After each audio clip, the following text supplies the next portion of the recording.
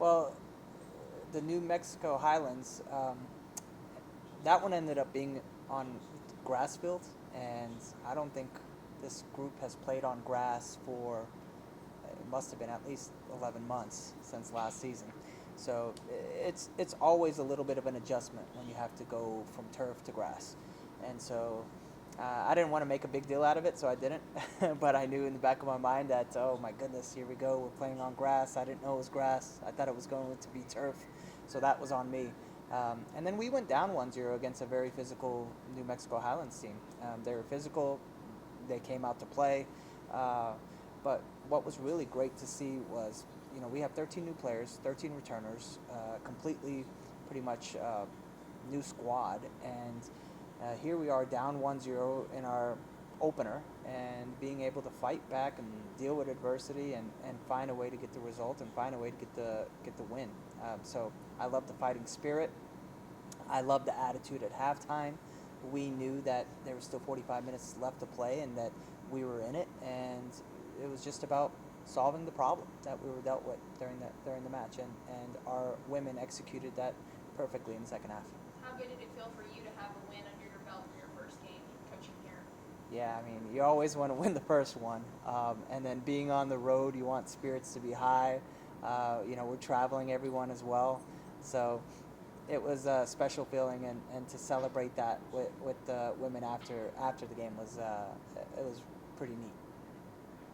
To mesh that, like you said, 13-13, together, is there a trick, or does it just happen over time? We're 21 days into it, so this is 21 days working with the full group, and it takes time. It takes time. They have to bond. We have to become a cohesive team. We have to understand the tactics. We have to start believing and start growing in confidence. We have a lot of younger players as well. So it definitely takes time, and I believe that slowly they're starting to build that confidence. They're starting to see the potential that they have and what they're capable of, and we, of course, we want it to be a lot sooner than later. We want to have immediate success, but it does take time, and hopefully we'll continue to learn as we're winning. That's kind of what we've been telling the group, that we want to learn while we're winning. We don't want to be losing games and learning. So we'll learn from this tie. We'll learn from the comeback win against New Mexico Highlands, and then we'll continue trying to build a cohesive team.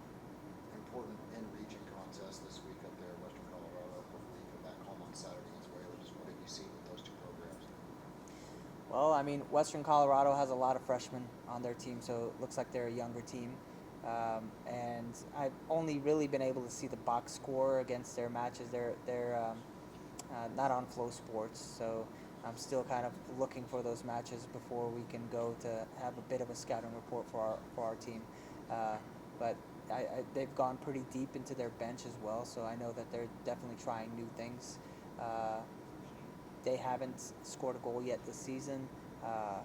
They've been shut out, and so I don't know much about them, so it's more of a focus on our group and what we need to do and how we need to execute on our game plan and kind of our style of play. You worry about elevation at all? Our women are probably going to be watching this interview, so the answer is no, and no excuses. We have to be prepared. We have to be ready, and we're not a team that's going to make excuses over it. If we play on grass, we play on grass. If we play in the wind, we play in the wind. If it's elevation, it's elevation. Come November, December, it gets cold.